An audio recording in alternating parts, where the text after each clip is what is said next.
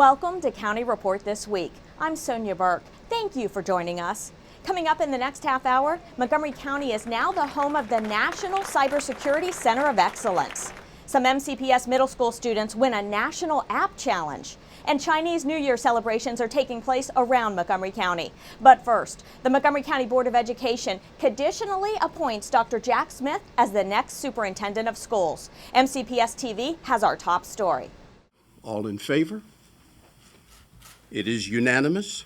By a unanimous vote, the Montgomery County Board of Education approved the conditional appointment of Dr. Jack Smith as the new MCPS superintendent effective July 1st, 2016. The meeting, Thursday, February 4th, was attended by Dr. Smith, who serves currently as the interim state superintendent of Maryland Schools and was formerly superintendent of Calvert County Public Schools. Very much looking forward to this opportunity and this effort to work on behalf of all children. During a press conference following the vote, the newly appointed superintendent spoke to areas of focus when he begins his term as leader of Montgomery County Public Schools.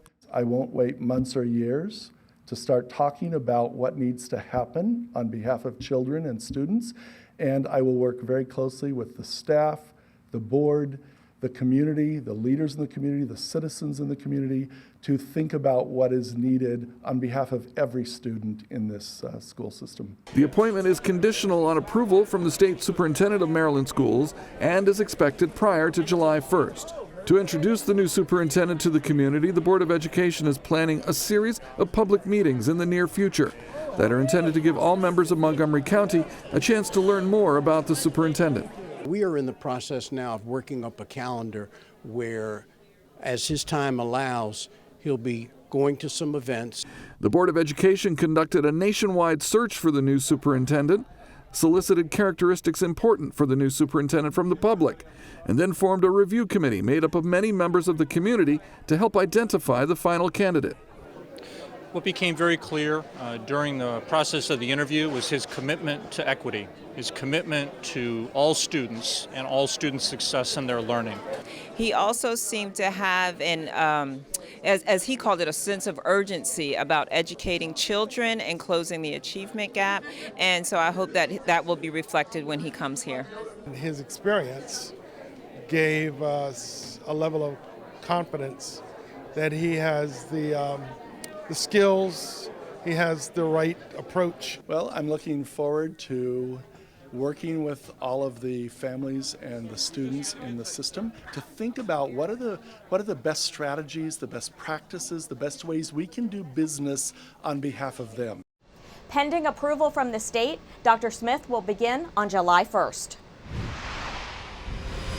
County Council members Nancy Navarro and Craig Rice both attended the special Board of Education meeting about the superintendent appointment, and after the announcement, they said they're looking forward to the future.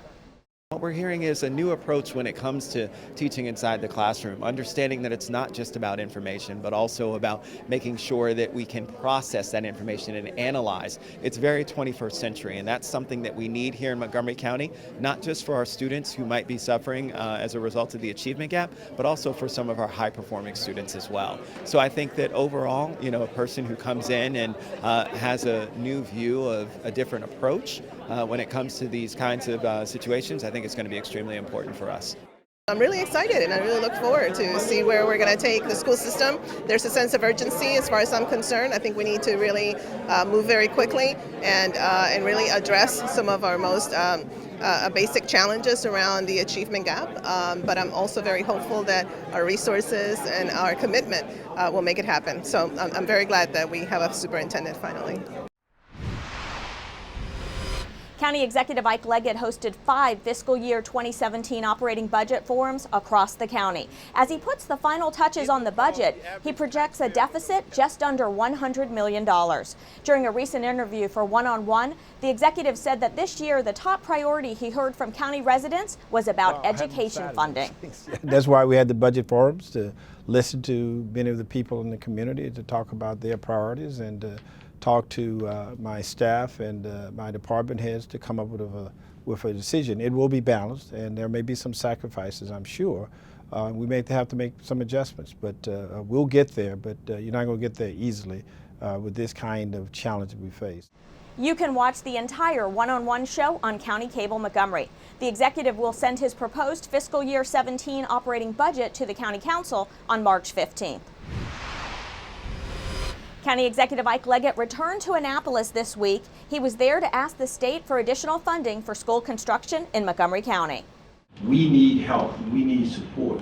Not only are we growing and expanding quite rapidly in Montgomery County, but we have deteriorating schools simultaneously, and so we have to do both. We have to respond to the challenge of the growth within our system as well as the deteriorating schools they're in. So I hope that you would take very seriously this effort. We are here again to argue for this strong support that is needed at our level and many other levels throughout Montgomery County. Last year, the executive also testified and asked the state for $140 million in funding, out of which the county received $40 million.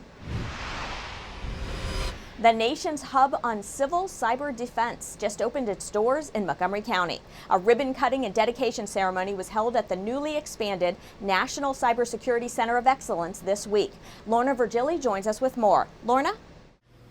Sonia, the U.S. Secretary of Commerce was here for the grand opening, and she said that this facility will serve to protect the digital economy of the United States. Now, during that ceremony, it was County Executive Ike Leggett who received praise and remarks for bringing this to Montgomery County.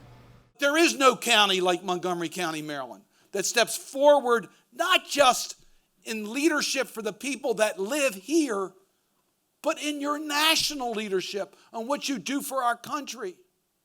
You've done it for veterans, and we've used your program nationally. And you're doing it here in cybersecurity. And I just thank Ike Leggett because he's been an incredible leader for Montgomery County and our nation. He's the best. Thank you, Ike, for everything you've done throughout your years. There has been a 50% worldwide increase in cyber attacks. The expanded National Cybersecurity Center of Excellence will house the nation's cyber warriors. A public-private partnership collaboration funded under the National Institute of Standards and Technology budget that will create hundreds of jobs in the county. There are somewhat in the neighborhood, I think, close to 100,000 jobs potentially in the cybersecurity industry in Maryland alone. We want to capture those jobs. We want to make sure that we have the businesses here that would allow those jobs to grow and retain those businesses that are developing technologies and to also expand existing businesses as well. Members of the Maryland federal delegation, along with the U.S. Secretary of Commerce Penny Pritzker, addressed the growing threats and cybersecurity risks faced by government and the private industry. It is absolutely imperative that all of us, public and private, regardless of our organizations, address cybersecurity threats with as much urgency as we do public health crises, national disasters, and wartime threats. I wanted to make what I considered was a significant investment here with an agency that knows what to do, how to do it, and how to work with the private sector, because they've been doing it for close to 100 years to do it right here at NIST, so that the private sector would have a civilian agency, government would play a role in providing the standards and technical assistance, and at the end of the day, we would be a safer country, a stronger economy. We would be better off, and the world would be better off. In Gaithersburg, for County Report This Week, I'm Lorna Virgili. Coming up on County Report This Week, reducing traffic deaths on area roads is the goal of a new initiative adopted by the County Council. And it's pothole season. Road crews are working as quickly as they can to fill them. We'll let you know how you can help right after this.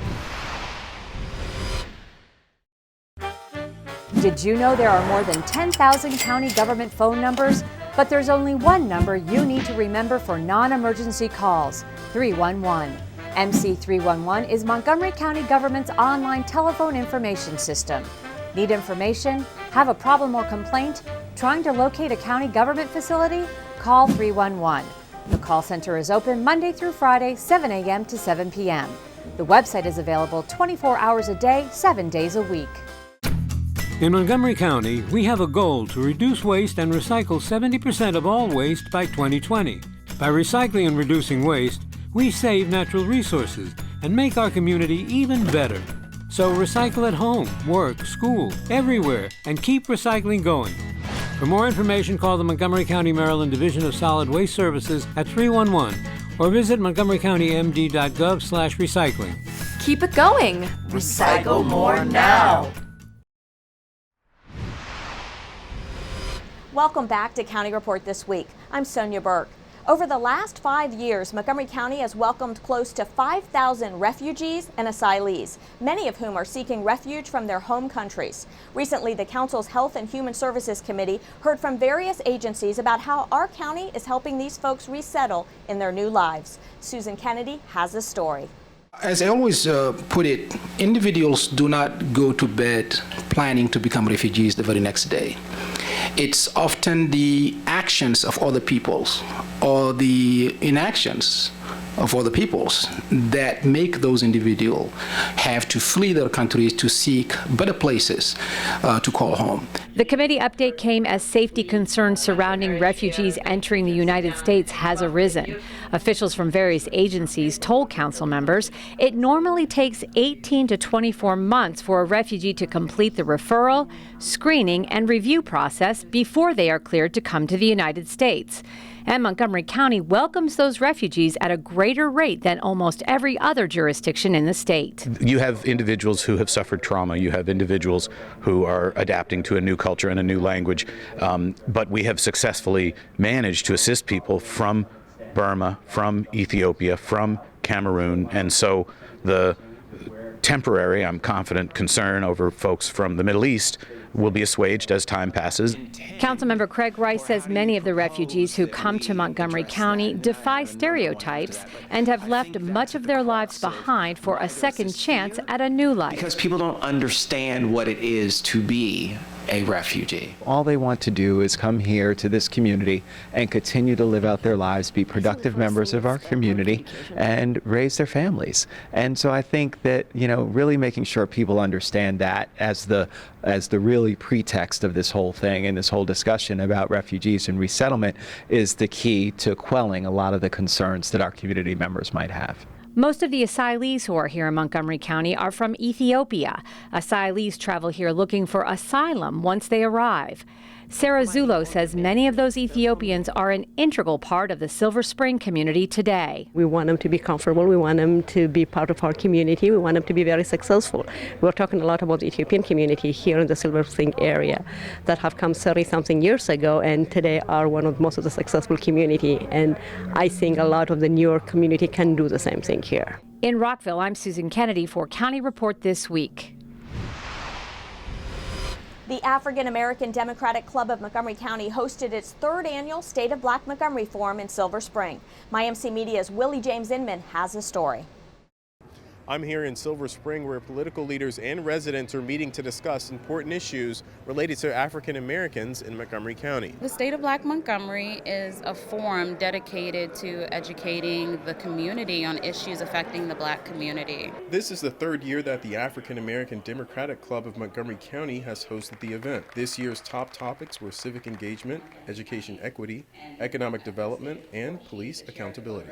County Executive Ike Leggett was part of a panel of guests that talked about the African American experience in Montgomery County. What I want us to do is to recognize the achievements of the past, but also build on that and to move forward, especially in areas of economic development, areas of closing the achievement gap for kids. One of the things that we know is that there's a clear disparity in opportunity gaps between Black children and white children in Montgomery County. It's been persistent, and I think that one of the things that I've suggested to folks is that we need to take some action on that. It's important for the police departments to develop as well as implement a program that would see an increase in the diversity in ranks of the police departments. The African American Democratic Club was also honored by all 9 members of the County Council for its work in the community. We all recognize that We have unfinished business when it comes to the African American community. I think there's a lot of lessons from today, and I just congratulate the African American Democratic Club for bringing out so many people and staying so involved. We need to have a more reflective makeup in our elected body, and that happens at the grassroots level.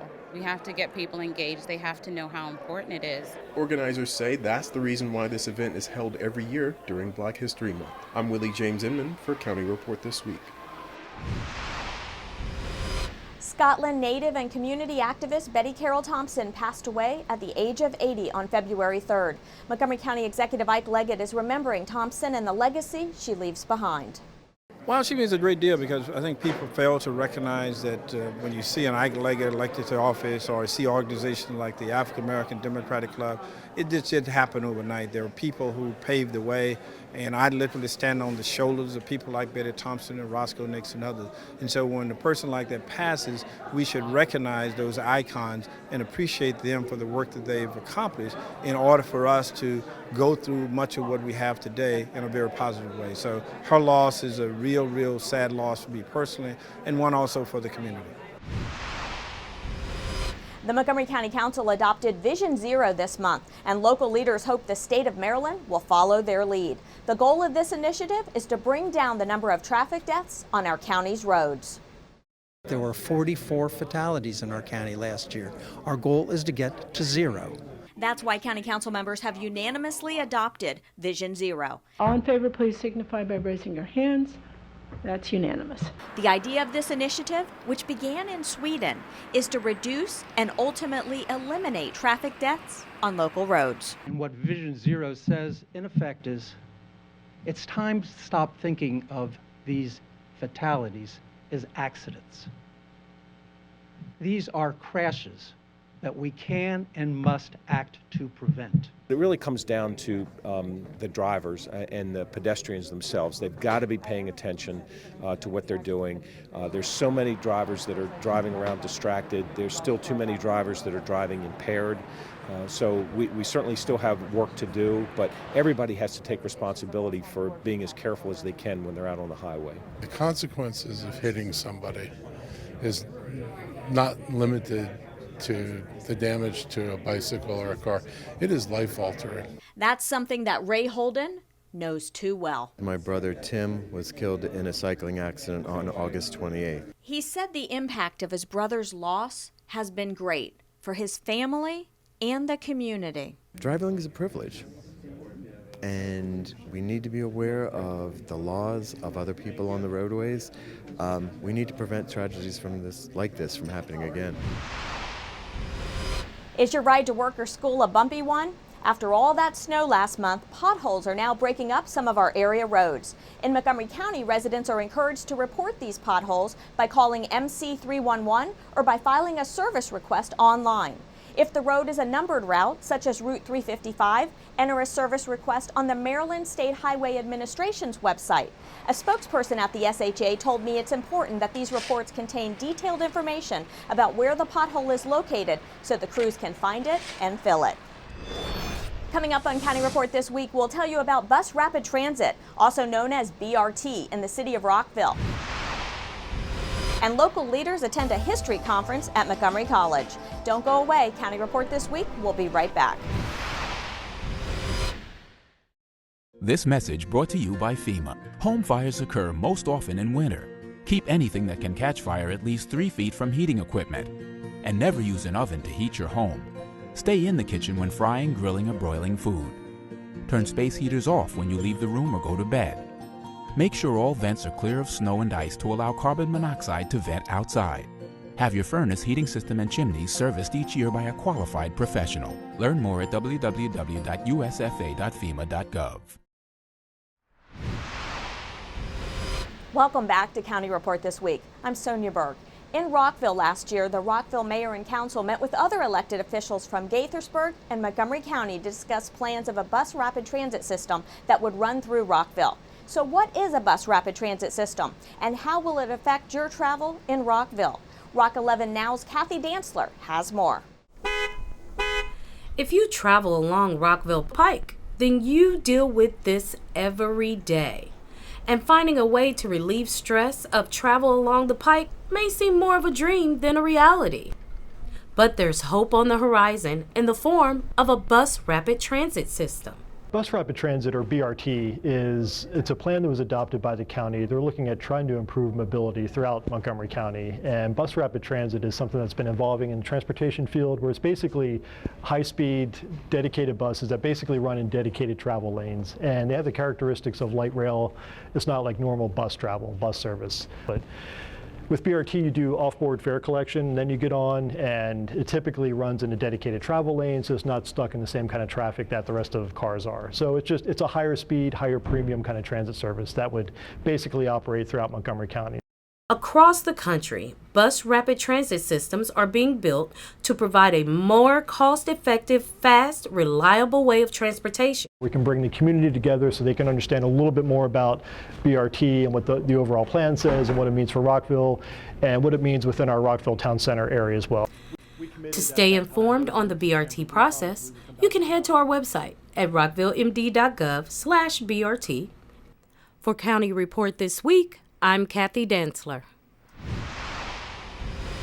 History buffs had the chance to glimpse into the county's past and get insight for the future at this year's Montgomery County History Conference. MCTV's Carolina Galliano has our story.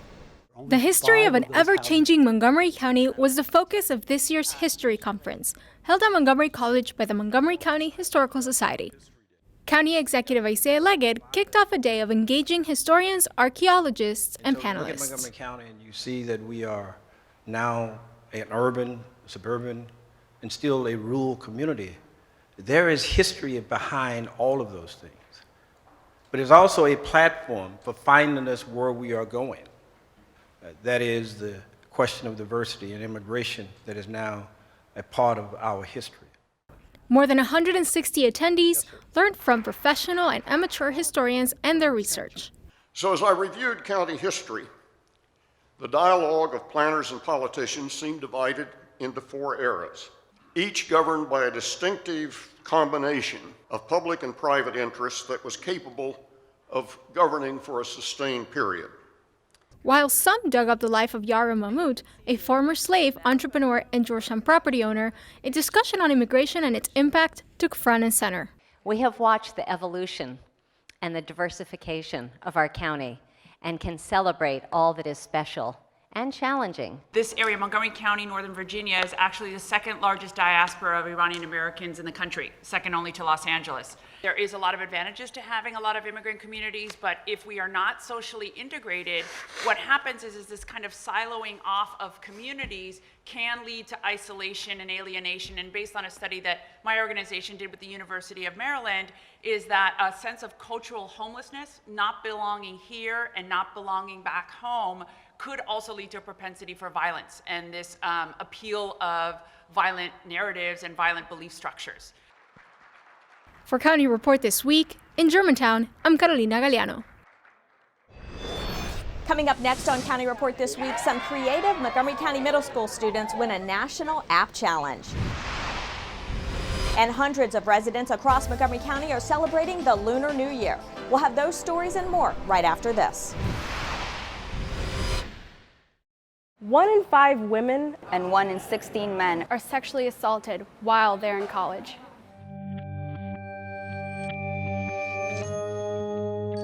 This is happening in Maryland, where we live. Did you know that across the United States, only 13% of rape survivors report assault?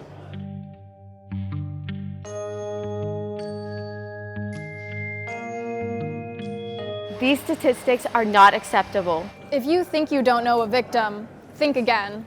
It's a huge deal. Many people I know have been victims of sexual violence. It's not the victim's fault. No one asks for it, ever.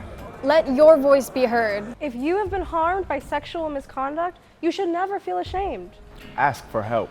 We can make a change together. It's on us. It's on all of us.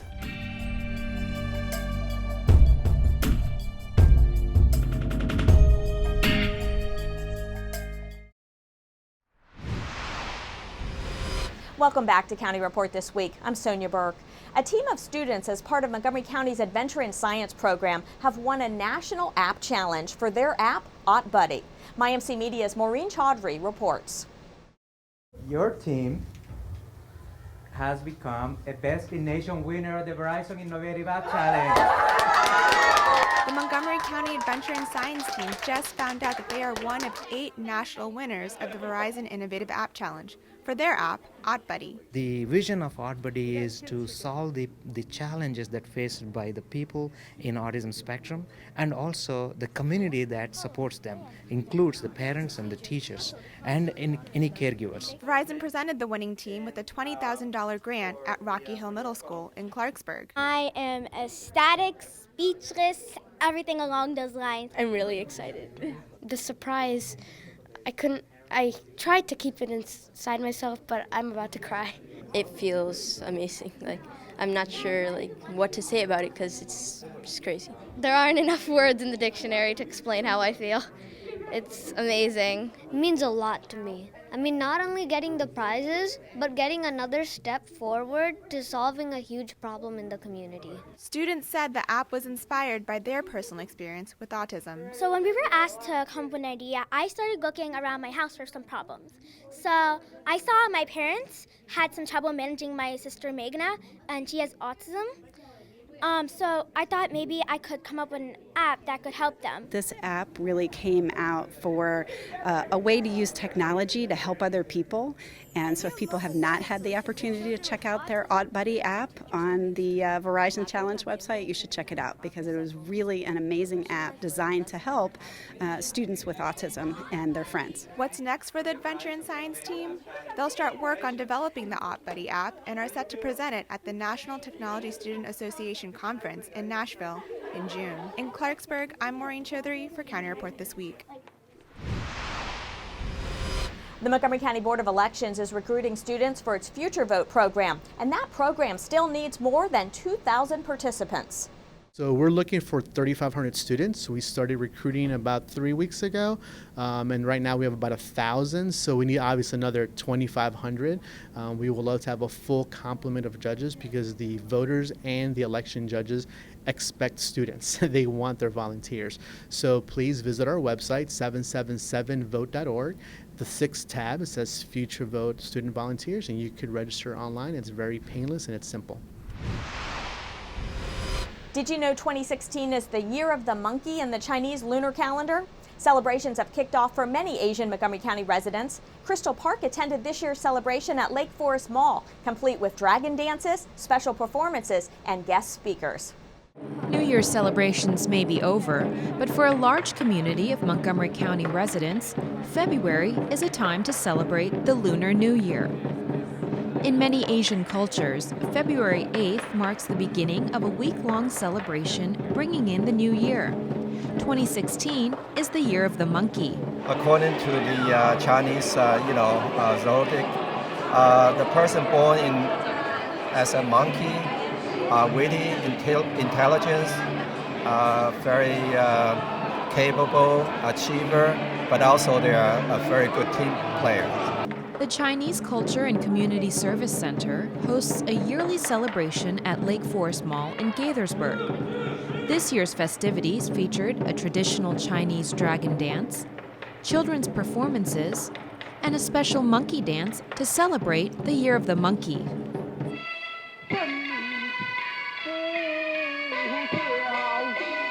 The County Council recently passed a proclamation recognizing Asian Lunar New Year. This is a great honor to be here to visit this proclamation. And I'm a Montgomery County resident for the last 40 years. I have business here for many, many years. Asians make up nearly 14% of the county's population. Events like the one held at Lake Forest help spotlight Asian culture in a county that's proud to have one of the most diverse populations in the country. Offer a great opportunity for other people from other ethnic groups to get to know our culture. Yeah, I think that's great. I think it's great. It's really cute seeing all the kids dance and have a great time, and really just the community come together here. For County Report This Week, I'm Crystal Park in Gaithersburg. With that, we close this edition of County Report This Week.